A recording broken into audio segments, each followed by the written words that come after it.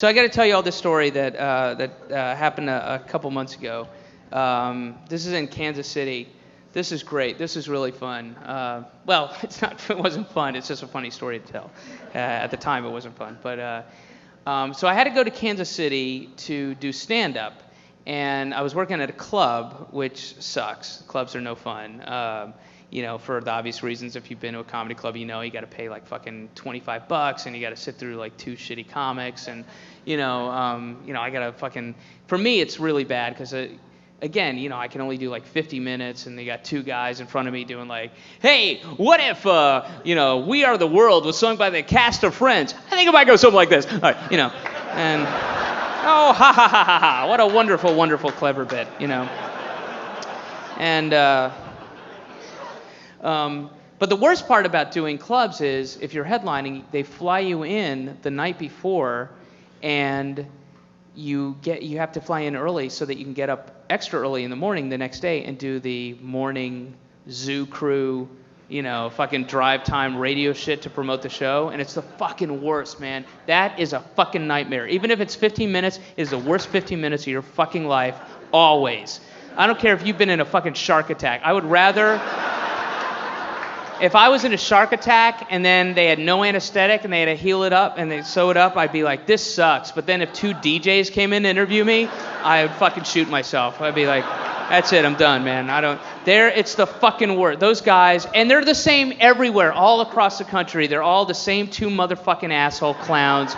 These guys, there's all, it's two guys, two nutty guys, they're crazy, and they all have the same fucking Lewinsky jokes they're still telling in fucking, 2002, they're telling, and all this shit, and they think it's so clever and funny. It's always two guys with like Hawaiian shirts on, It's like 6 a.m, and it's like Hawaiian shirts, and you can tell they just did a pound of blow like 4 hours earlier.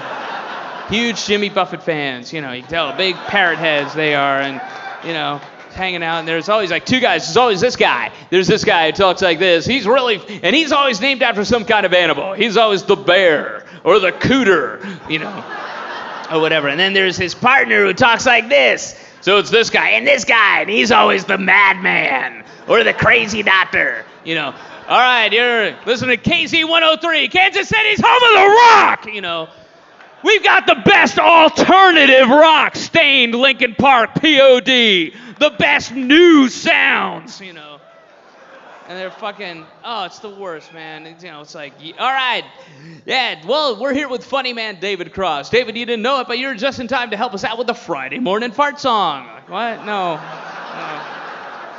I'm not gonna do that. I'm not gonna do that. All right, you're here with the Gator and the Lunatic, So, anyway, so the point is, I have to go to Kansas City and do the. So I get there. I don't know anybody in Kansas City, and that's good for people that I know. And so I get there. And I check into my hotel. It's like 7:30. I check in the hotel, and there's nothing to do. I walk around outside, and there's nothing to do, unless I want to buy some fucking cranberry throw pillows at Pottery Barn. I'm fucked, And I've already got so many throw pillows in so many wonderful colors, sandalwood and bronzeberry frost, and whatever. All right, so there's nothing to do, and I walk around, and I think to myself, you know what? This is actually good. This is a good thing because this will give me an opportunity just to go up in my room, chill out, read a book, drink some water, not drink. I won't drink tonight, Seriously, it's been 3 years. Let's take a break. Let's take a little break, Just hang out, have some water, read a book, get some work done. So I'm in my hotel room. I'm hanging out there for like an hour, and I'm reading and stuff.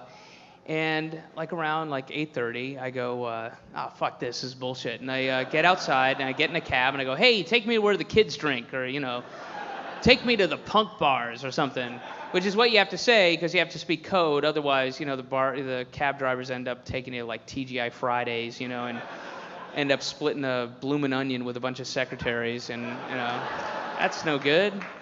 They don't like me, I don't like them, whatever. It's a bad night. So So I go to this section of town where, where there's a string of bars and stuff, and I kind of go bar hopping. And I get to this one bar, and I'm sitting in it, and this guy, who oddly enough talks like this, is sitting there, and he goes, "Hey, do you know the band Harlow?"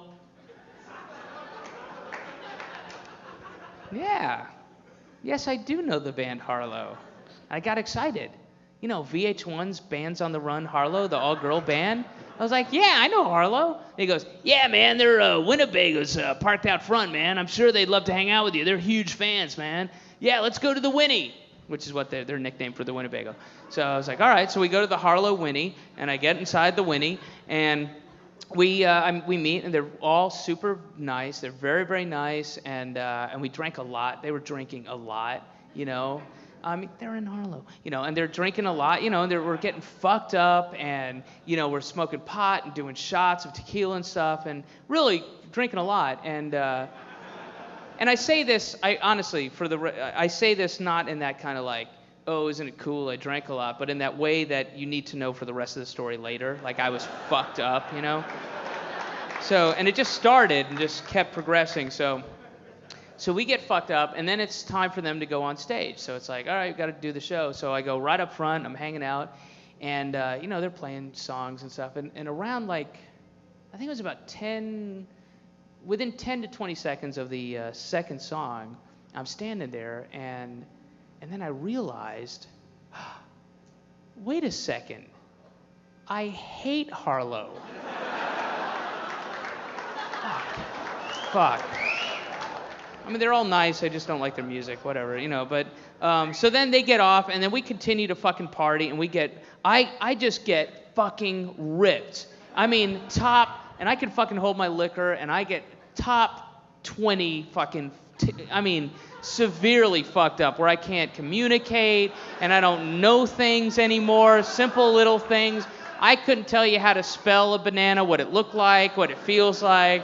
I could point it out in a lineup, but other than that, I couldn't. It's just simple things. I don't know, where does gas come from? Penguins? I don't know. I just fucked up, man. Totally wasted. And so eventually they go to drop me off at the hotel. It's like 4:30 in the morning. They go to drop me off, and because everybody at the hotel, if you're a guest, you get a parking space. They asked me if they can use my space to crash in. I was like, oh, sure, I'll just run in and tell the woman behind the desk that, you know, you're friends of mine, and, you know, I don't have a car, and you guys are going to crash in the space. In the morning, you'll leave, which is how it sounded in here, right? That's how it was right in here. But when I got to the front desk, it came out like, hi. So, I have some. Oh, I'm a guest at the hotel. And I'm staying here. There's some people. I'm off. Friends of mine, not friends, but, you know, not friend, but friend, you know, I met, like, cool, totally cool. Seriously. So I'm you know, space, and I don't have a thing, so we'll just, you know, crash, and then in the morning, whoop. And the woman behind the desk, you know, understandably said, what? I'm a legal guest in the hotel. I'm a legal guest. I'm required to get one. And then, like, in the middle of trying to explain it, my brain just shut off and just made that fucking, like, just switched, 180-degree switch. Just like, I don't give a fuck about these people. I want to go to sleep, you know? Like, you know, you do that drunken switch where it's just like, it could have been my fucking grandmother naked with a fucking open knife wound, you know? I've been like, sorry, lady, gotta go to sleep, you know? We will deal with this in the AM, my man. All right. I mean, just shut off. Like she's sitting there going, what are you trying to say? Fuck it, you know? And I just walk out to the Winnebago, and I knock on the thing. I was like, I try, I can't, you know? So then I get to my room. It's 4:30 in the morning. I leave a wake-up call for 5:30 in the morning. Set my alarm. Close the windows. Close the blinds. You know how fucking pitch black it gets in there. Close the thick blinds. Next thing I regain consciousness to is this, and I'm fucking so disoriented. I don't know what the fuck's going on, and I'm not hungover. I'm not that delightful little euphemism like, I got a hangover, better have a hair of the dog. No, I'm fucked up. All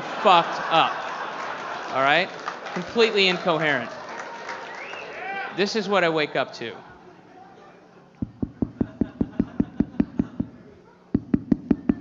Answer your telephone.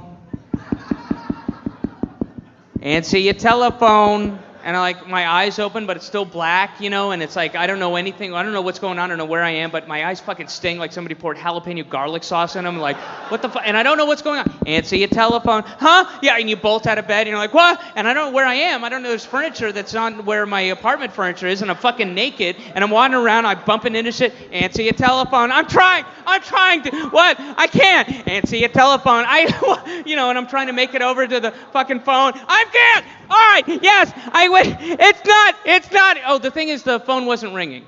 That's the other thing. The phone is not ringing. The telephone, which I'm being requested to answer, is not ringing, because it's ringing to the voice out in the darkness who's knocking on a piece of wood somewhere in my head, but there's no phone ringing. So I get to the phone. It won't. It's not. It can't.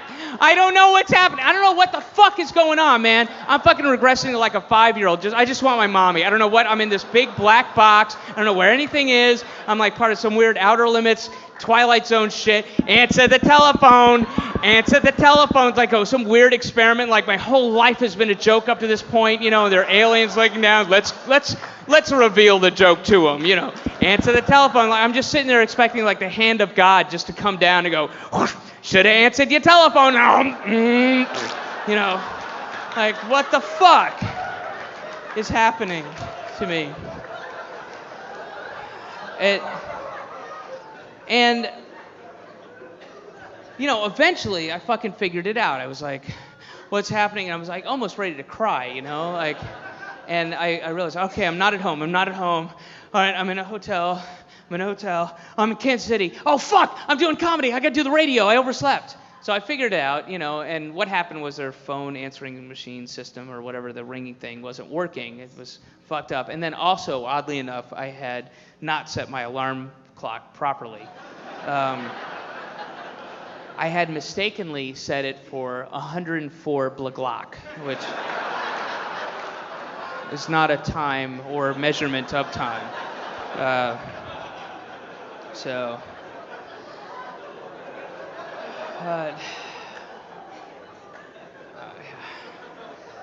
But I realized how close I was. I've never been that close before to madness. Like, I was on this razor-thin line. I was able to fucking pull myself back and think and realize what was going on, but I was this close to just teetering over and falling into the abyss of madness for the rest of my life, where I just ended up, like, wandering around Kansas City for the next fucking 40 years with a bloated, distended, sunburned belly with my shirt open, big nappy beard with food in it, scaring children, wandering around going, answer your telephone. Whether it rings or not, answer your telephone. Oh, don't be scared of him. That's the telephone. Answer the telephone guy from yeah. He's a town character here in Kansas City. He won't hurt you. All he wants is a quarter. Answer your God bless you. Thank you. Answer. Thank you. Yes. What? I'm in the middle of a bit. What did you want? You trying to feel it? This is, you guys got to understand what, like the last 2 minutes of this whole bit, there's this woman sitting here and she's trying to feel it. So she's getting up on the stage and she's talking to me while I'm doing the bit for you guys. While I'm doing the bit, she's like, I'm trying to feel it. Like, I'm going to stop in the middle of it, or maybe just have some kind of molecular thing where I just sort of split and part of me continues doing the doing the story for you guys and not losing the momentum. But then the other part of me goes, yes, my love, what were you trying to feel? What was it? Don't pay any attention to that guy who's continuing doing the bit. No, don't look down there. I'm talking about the fake guy that I was just referencing. All right. Here, actually, for 1 second, don't go anywhere. Just explain. Hi. I just want to feel it.